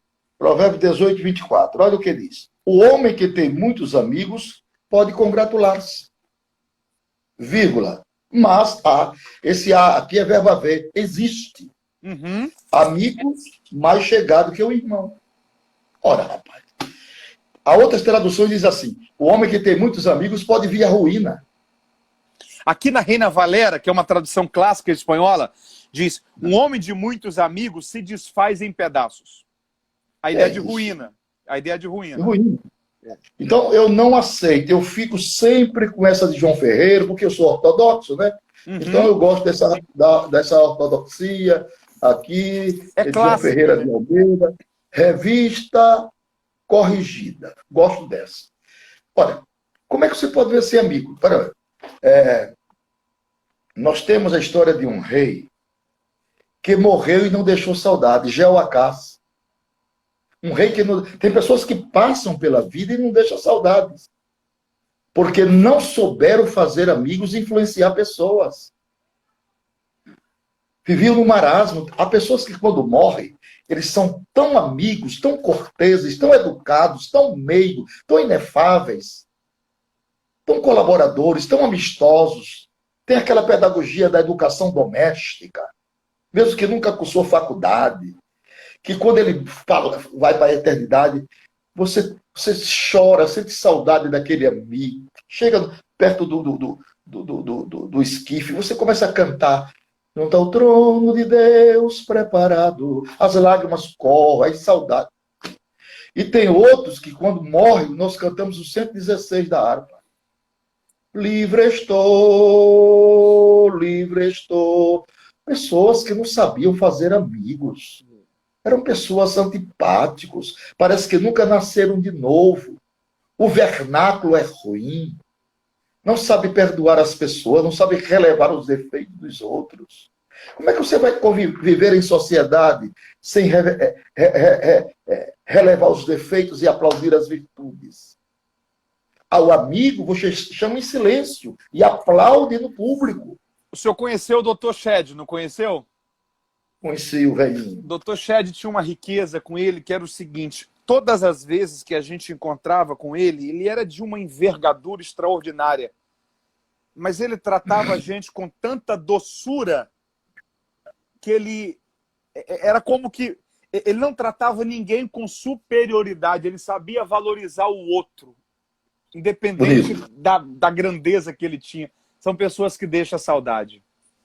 Deixam saudade. Deixam legado, né?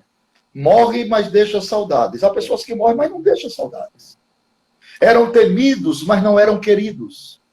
Isso, o senhor pode repetir isso? Há pessoas que são temidas, mas não são queridas. Talvez essa seja uma grande diferença entre a ideia de autoridade e autoritarismo. Autoritarismo, a pessoa precisa impor.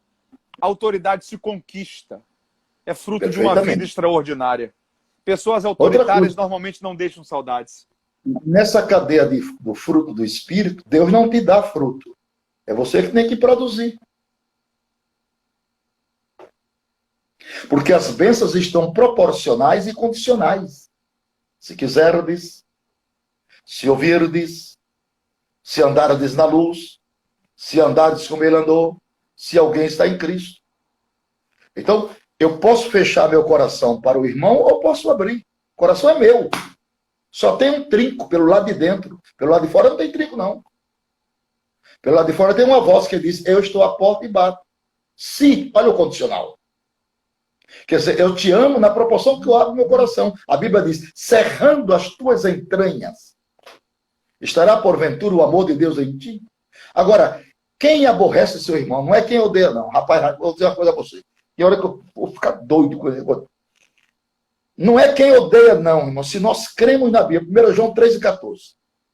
Quem aborrece o seu irmão é três coisas. É muito pesada. É muito pesada, rapaz. Não dá nem para falar aqui. Fala. Está em trevas, é mentiroso e é assassino. Por que não se assassina só com uma arma branca, nem com um revólver, não? Se assassina com uma língua. Tem pessoas mortas que foram assassinados pela língua das pessoas. Línguas malditas, línguas de difamações. Pessoas que entraram no Evangelho, o Evangelho nunca entrou neles. Nunca passaram pelo processo do novo nascimento, nunca se arrependeram. Nicodemos estava perto, mas não estava dentro do reino. Estava perto, mas não estava dentro. Tem gente que chega perto, mas nunca chega dentro. É aquela palavra que Jesus falou. Perdido. Perdido? Jesus falou para ele: quando tu te converter, a conversão é minha. Eu tenho 70% da minha salvação. Essas coisas é eu que tenho que produzir. Eu te amo a proporção que eu quero. A esperança, a longanimidade, eu preciso controlar os meus impulsos. Eu preciso colocar cabresto nesse touro brabo. A palavra Saulo quer dizer touro brabo. Põe cabresto nesse touro brabo para ele virar Paulo. O evangelho é disciplina. Você não faz o que quer, não vai para onde quer. Você tem um Senhor a quem deve dar satisfação. É aquele que Paulo diz: eu não vivo mais. Isso é uma categoria de cristianismo. Que neste século, cada um busca o que é seu e não o que é do outro. Cristianismo, em suma, é abdicação de direitos e cumprimento de deveres. No cristianismo eu não tenho razão, eu tenho moral. Eu abdico meus direitos para que você nasça na minha história. Isso é cristianismo. Isso é cristianismo. O resto é religião, porque é muito fácil ser religioso. Agora, ser cristão é andar como ele andou. Tem um livro antigo, não sei se é de Emílio Conde ou de pastor Samuel Nisto, que diz: em seus passos, que faria Jesus? Isso é muito forte. Andar como ele andou, vive uma... Hoje em dia, rapaz, os pastores, desculpe, só falam em futebol, irmão. Que é isso? Que desgraça é essa, rapaz? Tem time, o cara tem time, prega que é uma beleza e morre no estádio torcendo com a bandeira. Rapaz, vem cá. De uma fonte, de um manancial, pode sair duas águas. Irmão, o evangelho me preenche. Eu não preciso de futebol para me alegrar. O evangelho me preenche em tudo, em gênero, número e grau. E esse livro me preenche. Você chega aqui no meu escritório, é livro por todo lado, é pasta por todo lado. Não dá, tem que comprar outra mesa maior, com 1 quilômetro. Porque eu gosto disso, isso é meu pão, isso é meu fortalecimento. Eu sou um novo convertido. É como se eu estivesse começando agora. Eu estou no primeiro amor. O mundo não me interessa, vai sair de lá. Vai sair de lá. Então, o vernáculo dos homens do passado era um vernáculo diferente, irmão. Era Deus do começo ao fim. Era um perfil mais piedoso, né? Claro, irmão. Deus era o centro gravitacional do cristianismo. E uma pessoa que tem a inteireza de Deus dentro da alma, seu vernáculo é outro. Suas atitudes são outras. Seus qualificativos são outros. Seu modo de viver é outro. Não é que ele quer ser melhor do que ninguém, não. Porque o meu culto só é bom à noite se eu tiver um relacionamento estreito com o Espírito Santo durante o dia. Que culto eu vou ter à noite? Se eu estou dizendo glória, eu estou dizendo gol. É gol ou é glória? Então eu não sei dessa geração, não. Eu não sei se com essa pandemia, que é o chicote de Deus na terra, as pessoas vão melhorar a sua crença. E vão procurar depender mais de Deus. Eu não sei por que eu não morri ainda. Um homem com esse linguajar, com esse vernáculo, não é mais aceito por essa sociedade. Carola, cafona, atrasado, está fora. Porque hoje as pessoas não estão titularizadas naquilo que está certo. Estão titularizadas naquilo que dá certo. E nem tudo que dá certo significa moralmente e biblicamente esteja certo. Não está certo. A Bíblia diz que fareis, irmãos, quando vos ajuntardes. Está na Bíblia. Tem salmos, tem doutrinas, tem hinos, tem línguas, tem interpretação. Faça-se tudo para promover a sua edificação. Eu não tenho tempo para outra coisa, irmão. Eu tenho que aplicar a minha mente. Jesus está voltando.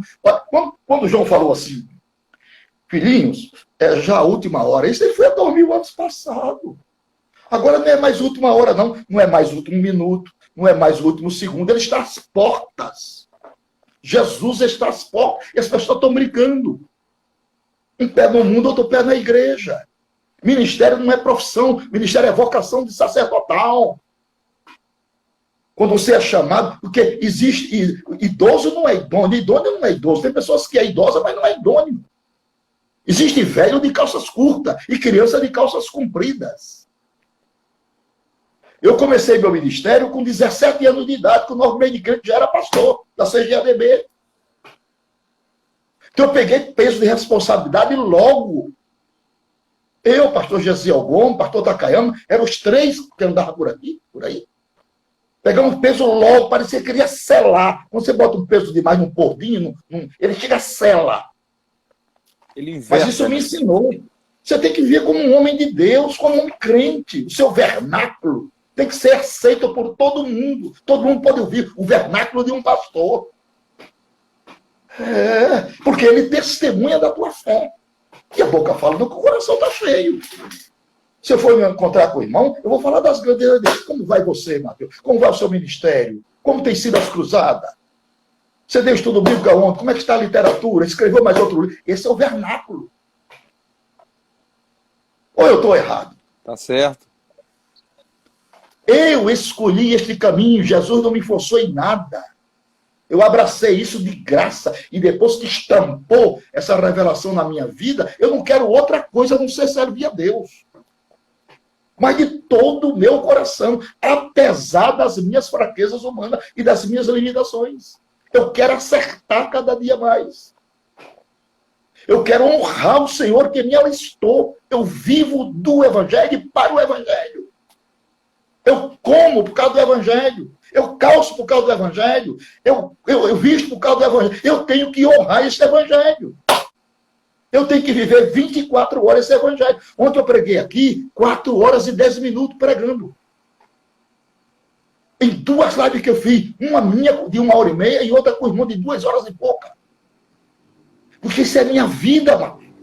Nós estamos aqui em 2 lives. Isso é minha vida. Eu estou todo molhado de suor, mas isso é minha vida.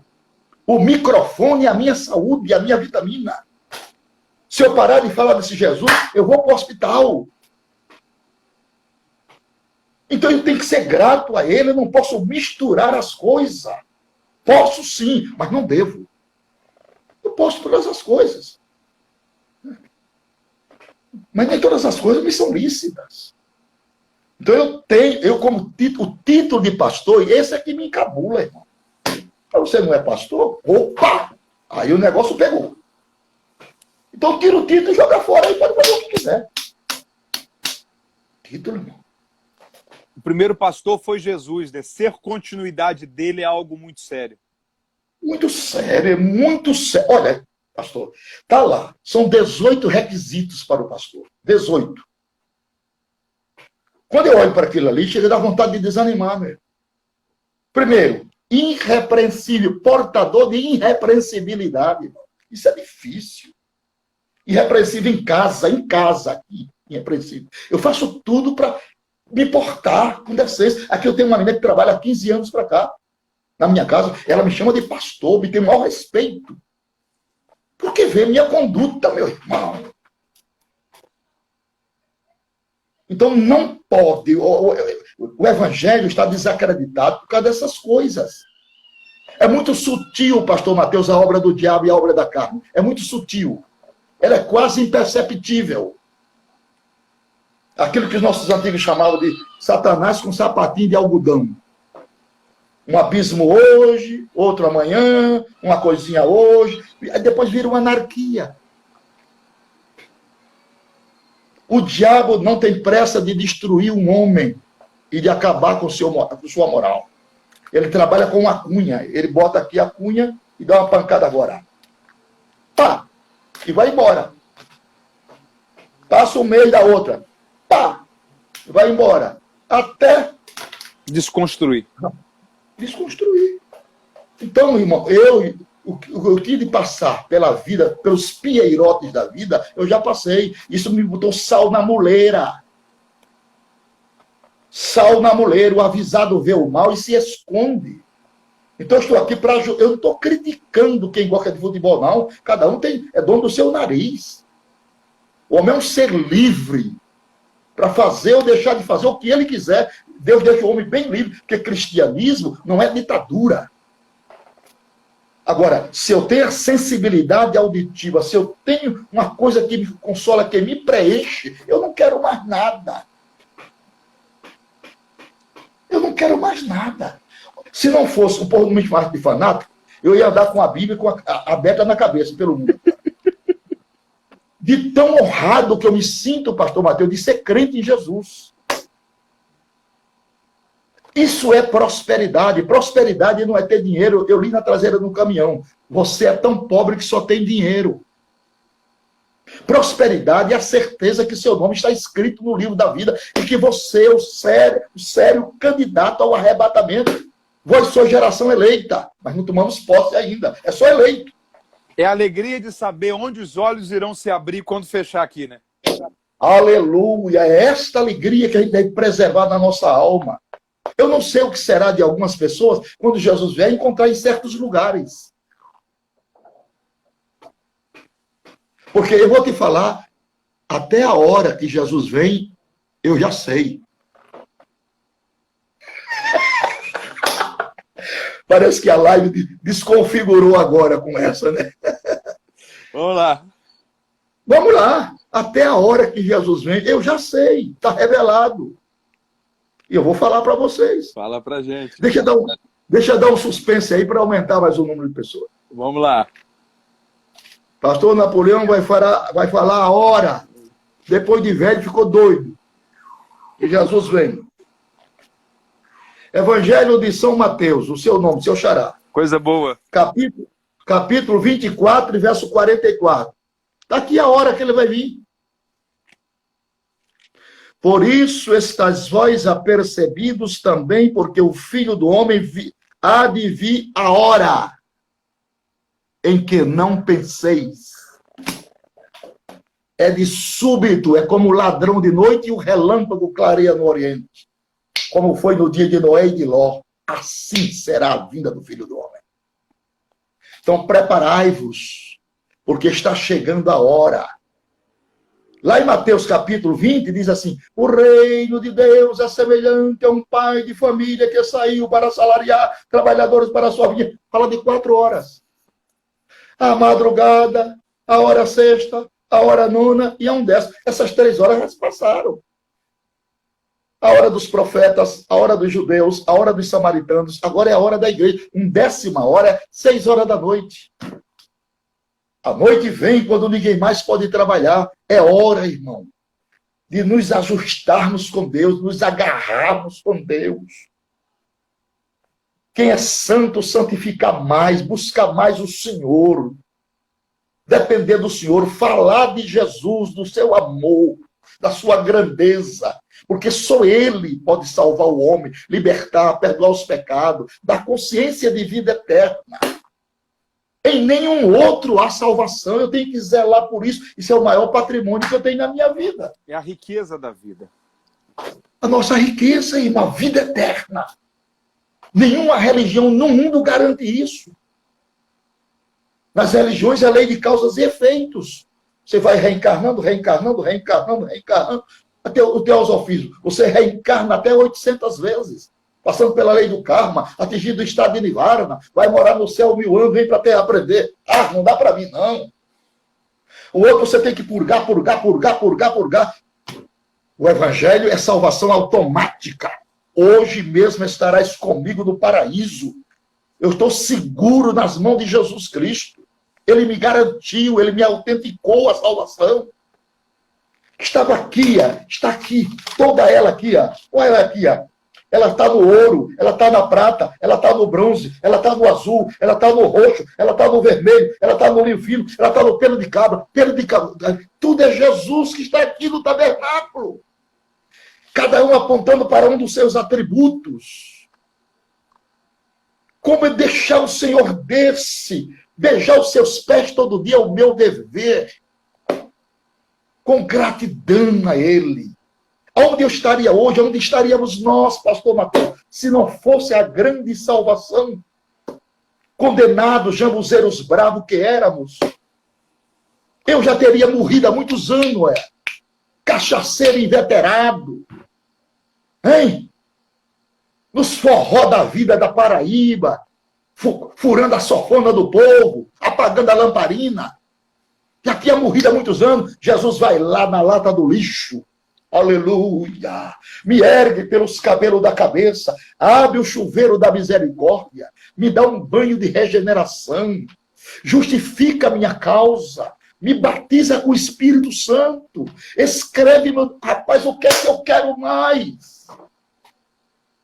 Ó meu Senhor, dá-me mais gratidão por tudo que Tu fizestes por mim, com tua graça em meu coração, que me encheu de venturas sem fim. Mais grato a ti, mais grato a ti, mais consagrado, ó faz-me, Senhor, mais humilhado e cheio de amor, faz-me mais grato a ti, mais grato a ti. Agora eu gosto desse, ó meu Senhor, tu fizestes por mim, essa é forte, o que ninguém poderia fazer. Na cruz pregado verteste assim sangue no qual sempre posso vencer. Mais grato a ti, mais grato a ti, mais consagrado, ó faz-me, Senhor, mas humilhado e cheio de amor, faz-me mais grato a ti, mais grato a ti. Lembras que Jesus na ceia cantou o hino? Não é uma bênção? É uma riqueza, oxigena a alma. Oxigena. O que é que nós queremos mais, Mário? Nós estamos nadando no rio de Deus. Privilégio mais nós temos. Não existe na Terra. Somos os seres mais privilegiados. Deus tem aberto o nosso entendimento para compreender a beleza estrutural da nossa fé. A graça, a fé e o sangue derramado. Graça manifestada, fé operante e sangue derramado. Três coisas lindas que constituem a significância maior da nossa salvação nos méritos daquele que andou nas ruas empoeiradas. Eita, de Jerusalém e adjacências. Daquele que disse: as raposas têm seus covis, as aves dos céus ninho, filho do homem não tem. Rapaz, que é isso? Aonde reclinar a sua, sendo Deus, sendo rico, dono de tudo. Eita, rechaçou, humilhou-se a si mesmo, para sentir as nossas dores e ter compaixão da gente. É muito lindo isso, é uma tônica. Oh, meu Deus, isso aqui é só aqui. Você imagina como vai ser lá. Como vai ser lá? Alguém pergunta, e a gente vai se conhecer lá? Eu digo, meu irmão, para com isso, irmão. Então, talvez que você vai para uma pátria celeste, onde você seja mais ignorante do que na terra. Já chega de tanta ignorância. Paulo diz, também conhecerei, não nessa dimensão, mas numa dimensão estritamente espiritual, porque levaremos para lá três lembranças. Lembranças relacionadas com ouro, lembranças relacionadas com prata e lembranças relacionadas com pedras preciosas, divindade, resgate e dons. Não levaremos para lá lembrança relacionada com madeira, pai de ferro, sobra da carne, ficarão aqui. Então, é uma beleza estudar. Olha, eu fiz um esboçozinho de 20 itens, mas não falei nada dele, ó, sobre a humanidade de Cristo. Deixaremos para outra Para a próxima. Eu também tinha o meu raciocínio aqui. Ficou para trás. Ficou. Outro dia a gente fala. Tem tanta coisa aqui. Outro dia a gente fala. Deixa os irmãos com água na boca. Eu quero fazer... Você que ficou com a gente até aqui, nós temos duas coisas a falar com você ainda nessa live. Como eu gostaria que você pudesse ter a generosidade de nos compartilhar mais 3, 5 minutinhos do seu tempo. Nós estamos aí há quase 2 horas compartilhando tempo com você. Eu gostaria muito que você nos desse pelo menos mais 2 ou 5 minutinhos do seu tempo.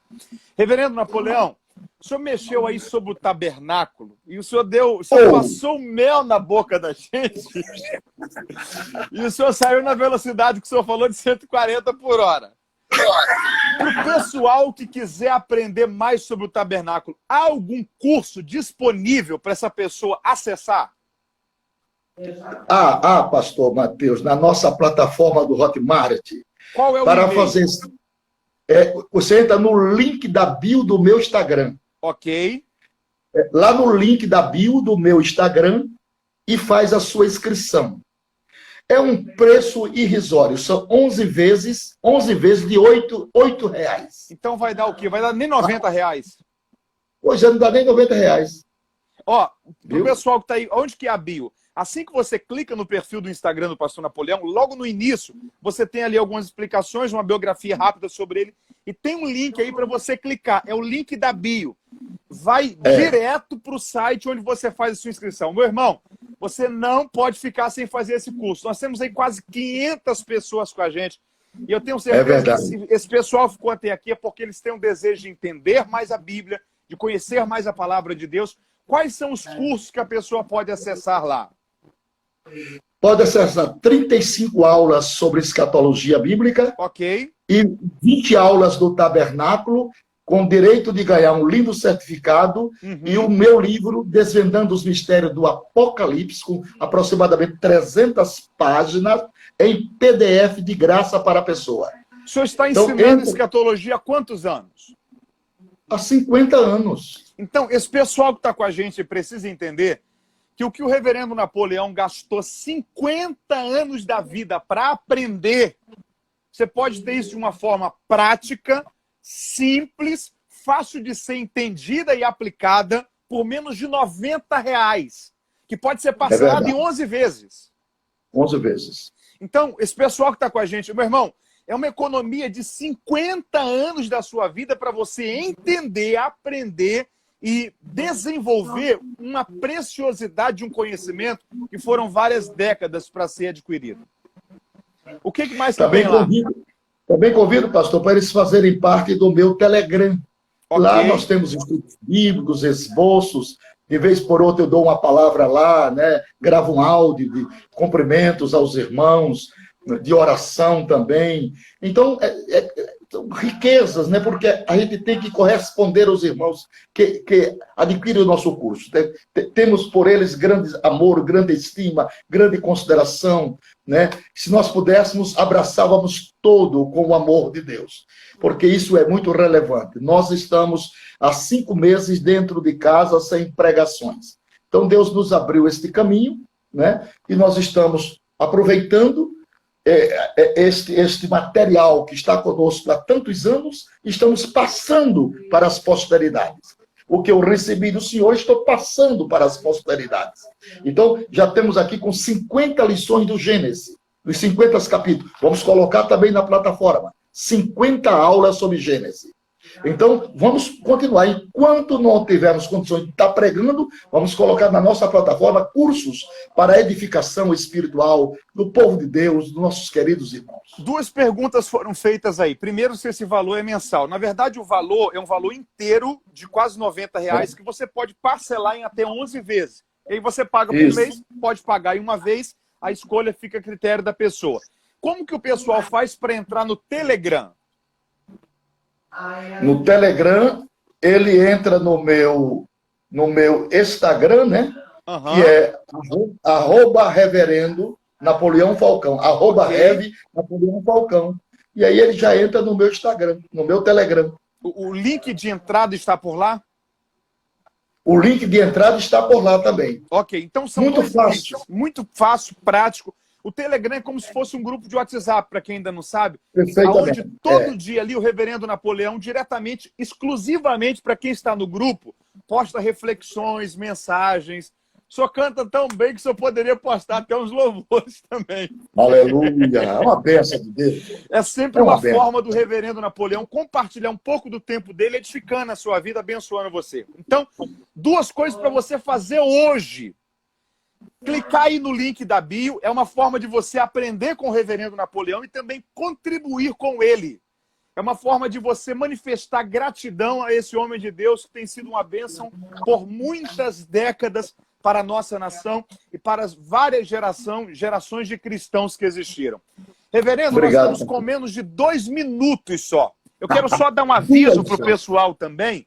Nós estamos aí com um grupo de pessoas ainda. Se você tem um desejo de entender mais a Bíblia, conhecer mais a palavra de Deus, esse aviso aqui é exclusivo para quem é pregador, professor de escola bíblica dominical, para quem tem o desejo de entender mais a Bíblia, conhecer mais sobre a palavra de Deus, que é o seguinte: você pode adquirir também, essa noite aqui, a Enciclopédia da Vida do Personagem Bíblico, que esse material aqui é um livro que eu levei mais de 7 anos escrevendo ele, são quase 500 páginas, para você que tem um desejo de entender mais a Bíblia, conhecer mais sobre a palavra de Deus, contexto cultural, histórico, geográfico. Imagina, por exemplo, que você tem que preparar a palavra sobre Paulo. Você vê que na letra P, às vezes tem 10, 15, 20 páginas explicando a vida de um único personagem da Bíblia. É ideal para quem é professor de teologia, para quem ensina na escola dominical, para quem é aluno, líder de uma célula, para quem é pastor, pregador, ensinador cristão.